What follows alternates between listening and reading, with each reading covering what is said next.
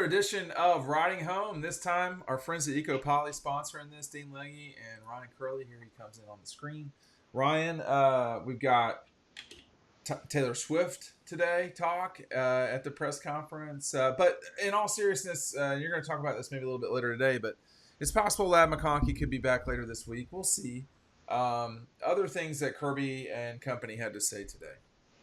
Yeah, I talked a little bit about the defense and, is the defense playing to the standard? Well, the standard at Georgia is higher than at other places, which, I thought it was interesting that he just came right out and said that. Just the standard is just higher at other places, so it's harder for them to reach that. But complacency, like you said, was a little bit of a topic of conversation today. And I thought that everyone kind of did a good job of, circling around that question, everyone that was asked that. But Kirby said that they measure a lot of that in practice throughout the week and their progression in practice because the games, obviously are more important, but they are just a small sliver of what everyone sees. Yeah, I mean, you practice more than you play. That's in many ways why practice is more important. I know it's a strange concept, but if you practice well, you usually will play well, and that's the part that I think that, particularly if you've been through sports at a relatively high level, it does matter how you practice a lot. And I always feel that way. That's something I've always talked about and felt like. Hugh Freeze today called Georgia something. I want to make sure I get the quote exactly correct. He didn't say the gold standard. No, he did say gold standard. So if you know anything about economics and fiscal policy, which Ryan is an expert at. Actually, I think you are an Eastern European fiscal expert on those. We were not going to. We're not going to That's dive. my niche. That's my niche. So We are yeah. not going to dive into that Oh, today. oh. Sometime maybe later this week, maybe your comments on the mark and so forth. But yeah, I think that Hugh's right. Right now, Georgia is the gold standard in college football, Ryan. I mean, is there anybody better? I don't think there's anybody better. There may be a Oh. group, but as a program, there's nobody better right now. No, they've won what, 21, 22 games in a row. They go 20, undefeated I don't last know. I don't know season. how many at this point. That falls in. I mean, they they've been on a pretty significant winning streak since they beat Michigan in the Orange Bowl. I mean, that's where I think it begins, right? Because they lost to Yes. Alabama in the SEC championship. You just can't do much better than what they've done in that span. And obviously we talked about a lot recently because Kirby's hit his 100th game mark and just what they're doing over the course of those 6 or 7 years. But no, Georgia is the gold standard in college football right now. Winning two championships and competing for a third, that's the gold standard. All the recruiting classes, the development, um, they're the class of college football right now. It doesn't look like that's changing soon. Doesn't look like it. They're gonna have to go to Auburn. One thing that Hughes said today was, thank God it's at Jordan Hare. I know I'm going to pronounce it correctly this week just because look at that. Look at that swinging chair. This is a great example of the stuff that you can get at Eco Poly. Ryan and I were down in the heart of Georgia a little bit last week. I used this swivel glider. You can't see the mouse. That's what we used in the dog post offices. I've also used some other stuff earlier this week. My wife loves these things right here. It's called a porch swing, but Jessica, when she was growing up, my wife's name is Jessica. She had when her family was growing up, they had a place near the beach, and that was something that she was always used to going and sitting on the swing. Ryan, you can see the link down below. Going to give you 15% off as well as free shipping. It's a really awesome deal, to be honest with you. We're not so far from Christmas and the holidays. Ryan's family does not do gifts for Halloween, but Do you have to get prepared for that or well, I mean, my daughter would love to do gifts for Halloween. I'm afraid I had to do the that back candy's in the not day. enough? Yeah, she expects the goblins and ghouls to provide not just treats but all sorts of candies. And so, well, we're gonna have to really watch the candies this year, Ryan. Just as an adult, let's try not to go overboard with the Hershey's and the solid candy. The bad candy, anybody else can have it. But anyway, EcoPoly is going to give you a 20-year warranty. Heart of Georgia, made in Georgia, manufactured there. They create it. It's amazing. and make sure you're taking advantage of those offers down below. I think it's going to be challenge. I mean, we probably talk about this too much. It's going to be challenging playing at Auburn, and Hugh basically here's the full quote from Hugh Freeze. He said, Coach Smart has it rolling, so this will be a great test for us. Thank God said Jordan Hare. I know it will be electric. Kirby's recruited a top three class every year, and that's hard to compete with. They're also well coached. You have to give them credit. I know it's a rivalry game. Oh, Hugh Freeze is going to tell. It's advertising. It's a rivalry game. I know it's a rivalry game, but the truth is the truth. He's doing a dang good. He's built a dang good football program over there. I think that's right. I think it's this is the game, and Kirby talked about this a little bit after the UAB game. Ryan, this is a place where Kirby's played a lot. Excuse me, he only played there twice. I don't think he got there 3 times. He probably went there 3 times, but he only played there twice in '96 and '98. But he's coached there a lot.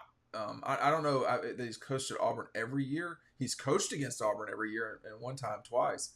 But he's been at Jordan Hare a lot, y'all. It's a tough place to play. I mean, it's just Ryan. You've seen it. Yeah, it's definitely up there. I don't know what my rankings would be, but Auburn's up there on the list for harsh environments. In this league, and they talk about over and over. It doesn't matter where, but when you go on the road in the SEC to these harsh environments, it's a difficult task to go in there and win.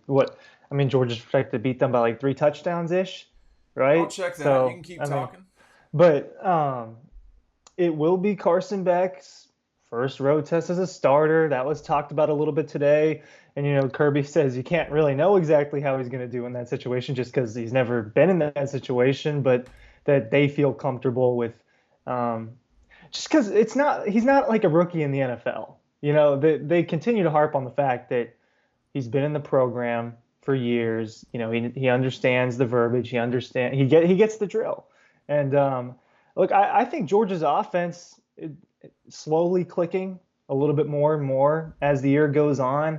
There's, especially with the injuries, and that's a topic of conversation every week because of how hurt they are right now. They're going to click more and more as more guys come back. And the running back room has filtered in and out, but the wide receiver room, other than Ladd, is kind of at full strength. Yeah, the line in this has really dipped. It was at 18 and a half. It started at 17, went to 18 and a half, and then dropped. Now it's about 15 and a half on FanDuel. So that's kind of a odd up and down. I have to tell you. I don't know what is causing that. Maybe people really thought there was better value there. I don't know. I mean, I don't think anybody. If you're a 14-point favorite to win, that is a significant percentage of those teams. About 85% of the time, you're going to leave the field with a victory. If you're favored by that, it's just a barometer. I know. So yeah, it's dipped some, which I'm not sure. I don't know. I don't know why, but I've been quite busy these last 24 hours as to why that's happened. Maybe $2,000, $3,000 bet on Auburn that dropped it. I mean, I don't know, but we'll just see as time goes on what happens there. But Georgia's going to have to go in there and execute. Yeah, this will be Carson's first trip away. I think that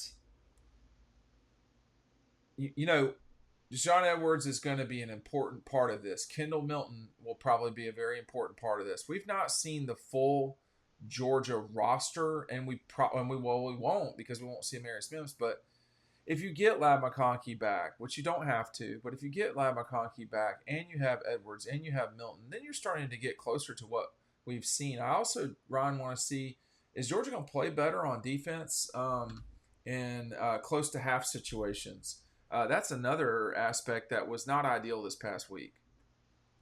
No, it wasn't. And when UAB took advantage of the turnovers that Georgia let up, and they scored in the short fields. And, good football teams do that. But as far as Georgia defense goes, I mean, it looks like this is a really good defense, right? And, they were missing a couple of really, in my opinion, very, very important players on Saturday, just between Javon Bullard and Michael Williams. That's, your most talented defensive lineman and one of your more experienced defensive backs. So I think the injuries have they can't be understated. It's been a big problem for Georgia this year, but their defense, it feels like they're missing just a little bit of something there. They've allowed a lot more touchdowns, I think, through the first few games in the last couple of years, and we shouldn't just compare it. Each year really is different, right? I think that's obvious. I think this year in college football, you just look across the board. It's just a different world. Each year is a different world. It's a different sequence of events, and I just think this Georgia defense hasn't quite been as elite. Still really good. They're going to be tested next week in the run game, and they at times they've allowed the run. That's what I'm interested in watching because I just think Auburn's going to have a hard time, throwing the ball on Georgia between those two quarterbacks, and it's going to be really important for them to run. So that's what I'm watching for more specifically is does the front seven really shut it down? Well, the crazy thing, if you want to call it that, is if I told you that Georgia's total offense is better than Georgia's total defense, I think people would really try to throw a refrigerator at you. But that is a fact right now. Georgia's total offense is slightly better in terms of national average at 13 than its total defense, which is at 17. Those are yards based. In terms of scoring offense, Georgia's at 14, which is not quite what you'd like to be number one. Their scoring defense is 10. So the sort of junk touchdowns at the end of these games against UT Martin as well as Alabama Birmingham have that's hurt them on that front. If that's what you're concerned about, again, the rankings are the rankings are only a barometer of things. They don't tell you everything, but I'll tell you right now, there's very few things that Georgia's bad at right now. There are some things that got to get cleaned up, Ryan. What do you make of I keep thinking about Lad McConkey's ability to play. I mean, I am somewhat skeptical still that he will just play. Yeah, I mean, just based off the conversation today, it sounds like they shut him down for 2 weeks. That was what was recommended to them, Right. was that he has like a 2 week shutdown, and that they're going to try to rope him in practice this week, but at least for the first 2 days, I mean, he's not going to take any contact. So I don't, to me, it sounds like he's not close to playing this week, and he hasn't been the entire season, but this will be the first week where I feel like we get new information about it. Yeah, it's definitely a curiosity factor with Ladd. I mean, he's not even had shoulder pads on.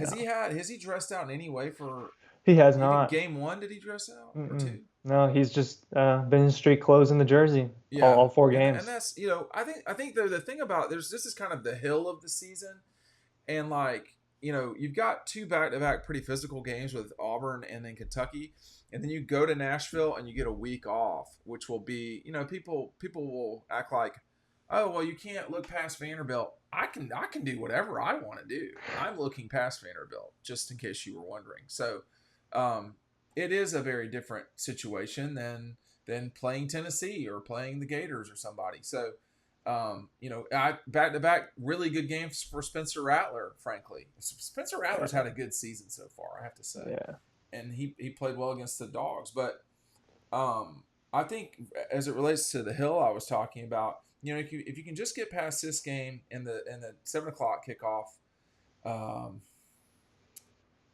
really these 7 o'clocks, man, it yeah, just yeah.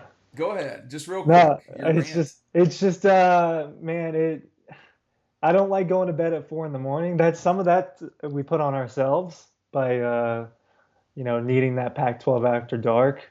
But man, it just turns into a long night. It turns into a long night. And It does. you would think that later in the season that Ole Miss could be at 3:30. Missouri, to me, is kind of a wild card. So there could be another one. But Yeah. the people got what they wanted. And I get it. Kentucky, Georgia, night kick. I don't really have a complaint about that. It's more so the UAB one where I was like, man, Yeah, it would have been that could have been nice. noon. That could have been noon. It would have been nice for UAB to be at noon, but for us, but that's us, and because people are sticking around for the fourth quarter lights, and then it's just like a race home after that. I mean, the whole stadium cleared out Yeah. when the after the lights. It was nuts. But that it doesn't buy us time. That makes it worse. Yeah. So we'll just have to adjust as time goes on. But I am curious about McConkey. I about said Gus Malzahn. Oh Hugh wow. Free. Going back a couple coaches. Yeah, that has been a couple coaches. But I will say this about Auburn's situation: they really wanted something. They wanted Lane, which but they got someone they believe in for now, and it's Auburn, so it's only a matter of time before they turn on him too. Yeah. But anyway, we'll see you on the next video. Thanks for watching.